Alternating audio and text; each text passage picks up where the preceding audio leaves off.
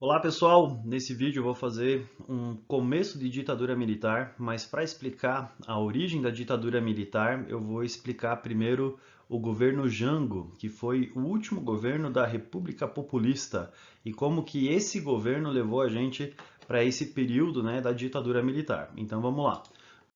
Só lembrando, né, o que foi a República Populista. A República Populista foi o período entre a era Vargas e o governo militar, né, a ditadura militar, 1945 a 1964, onde é que alguns presidentes utilizavam de recursos populistas.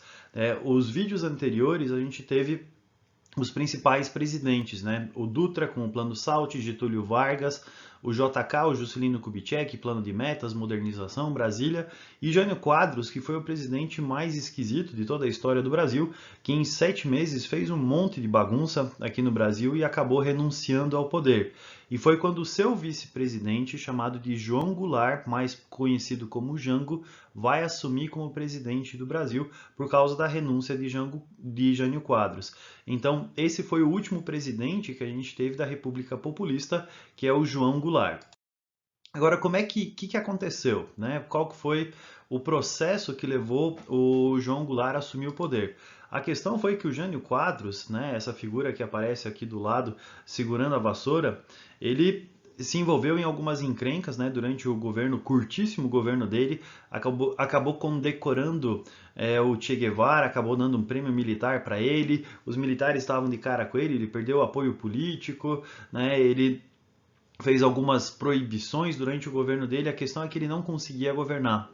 E ele então, ele vai renunciar ao poder. A gente não sabe direito por que ele fez isso, ele atribui isso a forças ocultas. Existem algumas pessoas que acreditam que ele queria renunciar para voltar com um poder mais forte nos braços do povo, promover uma espécie de autogolpe e não deu certo.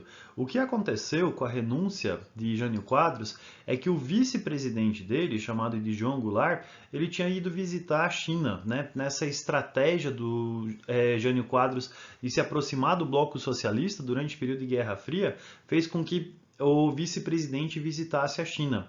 Então, até o vice-presidente ficar sabendo dessa renúncia, conseguir voltar da China aqui para o Brasil, demorou algum tempo.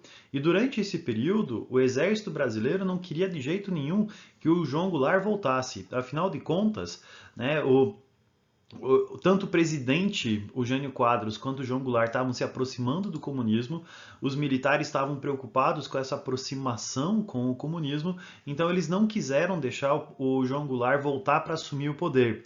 Então, nesse meio tempo dele voltar da China para cá, quem vai assumir a presidência do Brasil provisoriamente vai ser o presidente da Câmara dos Deputados, que é o terceiro da linha sucessória, né? Você tem o presidente, o vice-presidente, quem assume depois é o presidente da Câmara dos Deputados. Então esse presidente ele assumiu provisoriamente e a ideia dos militares foi criar uma espécie de parlamentarismo provisório aqui no Brasil. Ou seja, você poderia ter presidente, mas esse presidente teria poderes limitados, né, e você teria esse presidente da Câmara dos Deputados queria exercer mais poder. Tudo isso foram estratégias que os militares estavam tendo para tentar impedir que João Goulart, que era visto como alguém que fosse comunista, assumisse o poder aqui no Brasil. No final das contas, né, o João Goulart ele vai conseguir fazer uma pressão política, principalmente por causa do cunhado dele, que era um político chamado de Leonel Brizola. Vai acabar acontecendo um plebiscito aqui no Brasil, onde é que eles vão perguntar para o povo: vocês querem parlamentarismo ou vocês querem presidencialismo? No final das contas, o presidencialismo venceu, né, nesse plebiscito e o João Goulart ele consegue assumir o poder como presidente do Brasil. O problema é que o João Goulart ele prometeu uma série de reformas aqui no Brasil. Essas reformas elas são conhecidas como as reformas de base, ou seja, ele iria fazer uma reforma na base da estrutura e da infraestrutura brasileira, principalmente para atender as pessoas mais pobres.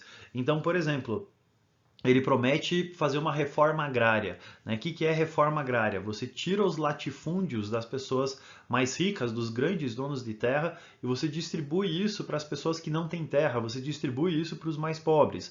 Ia fazer uma reforma educacional, uma reforma eleitoral, uma reforma fiscal, né? Uma reforma na forma como os impostos eles eram cobrados.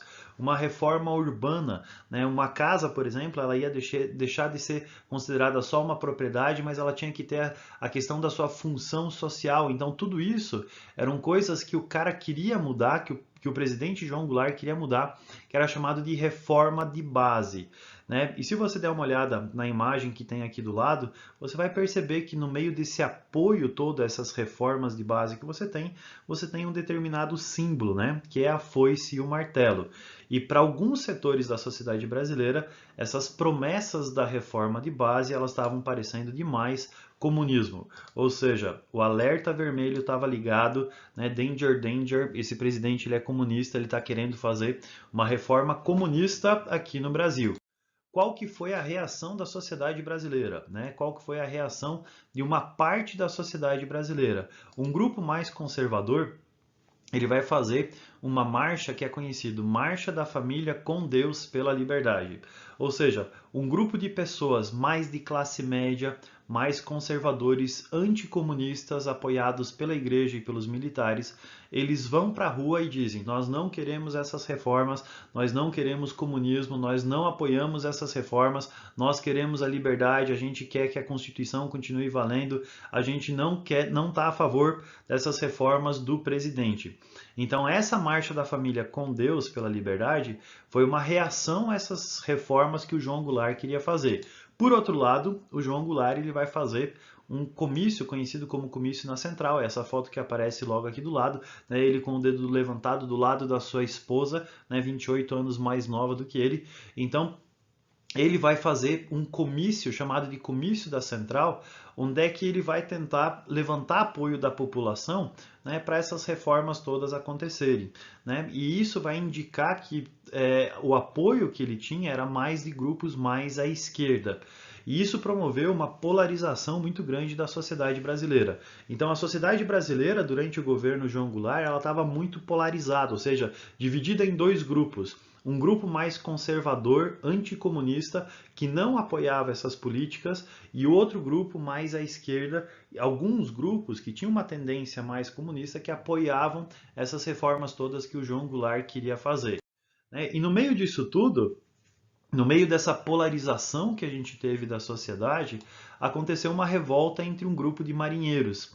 E nessa revolta de grupo de marinheiros, o presidente ele vai dar a sua opinião. Mais do que dar a sua opinião, ele vai defender a anistia, ou seja, o perdão dos líderes dessa revolta, especialmente um cara chamado de Cabo Anselmo. E num discurso que o presidente vai fazer no Alto Clube, lá no Rio de Janeiro, quando ele faz esse discurso, ele vai cutucar os militares. E quando ele faz esse discurso cutucando os militares ficam muito de cara com o presidente João Goulart. E começa um zum zum zum entre os generais, começa um zum zum zum no exército de que os militares estavam preparando um golpe militar. Ou seja, os militares iriam fazer um movimento, iriam tirar o presidente do poder, eles iriam assumir o poder, e esse zum zum zum, esse descontentamento dos militares com o João Goulart chega nos ouvidos do presidente. O presidente, temendo pela sua vida, ele vai acabar indo lá para o Rio Grande do Sul, na fronteira com o Uruguai, né? Ele acaba atravessando, né, a fronteira, vai acabar lá no Uruguai. Como ele não avisou ninguém disso, como essa viagem não foi comunicada, os militares disseram: o presidente abandonou o país, o cargo de presidente está vago, né, o cargo de presidente do Brasil está vazio, e por causa disso os militares deveriam assumir o poder. Então eles vão assumir o poder com um golpe militar que acontece em 1º de abril de 1964, quando começa a ditadura militar. Então, retomando as coisas importantes aqui. O governo do João Goulart, ele foi polarizado, ele polarizou a sociedade brasileira.